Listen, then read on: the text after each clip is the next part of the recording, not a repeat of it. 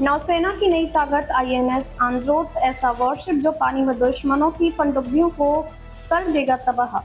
INS आंद्रोथ ऐसा worship जिसके आते ही भारतीय नौसेना की ताकत कई गुना बढ़ चुकी है। ये दुश्मनों की पनडुब्बियों को पानी के भीतर तबाह करने का क्षमता रखता है। जानिए इसकी खूबियां। भारतीय नौसेना अपने स्वदेशी निर्माण कार्यक्रम के तहत आईएनएस आंद्रोथ को कमीशन करने जा रही है। ये भारतीय नौसेना का दूसरा anti submarine warfare shallow watercraft है। इसे सोमवार यानी 6 अक्टूबर को नेवल डॉकयार्ड विशाखापत्तनम में एक भव्य समारोह में नौसेना में शामिल किया जाएगा। इस अवसर पर पूर्वी नौसेना कमान के commander in chief vice admiral Rajesh Pendharkar उपस्थित रहेंगे। नौसेना के बड़े नया अत्याधुनिक युद्धपोत आईएनएस आंद्रोथ का कमीशन होना भारतीय नौसेना की युद्ध क्षमता में वृद्धि और स्वदेशीकरण के प्रति उसकी सतत प्रतिबद्धता का प्रतीक है।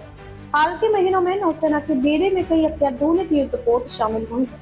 नौसेना के बेड़े में इस मजबूती से भारत की समुद्री शक्ति और तकनीकी क्षमता में उल्लेखनीय बढ़ोतरी हुई है। INS Androth Garden Reach shipbuilders and engineers limited Kolkata ने निर्मित है।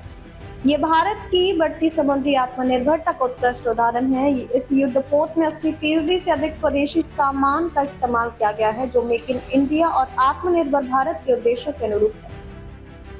यह वॉरशिप भारतीय नौसेना की उस सोच को मजबूत करता है जो स्वदेशी तकनीक, नए और घरेलू उद्योगों को सहयोग से मॉडर्न सैन्य क्षमताओं के विकास पर केंद्रित है।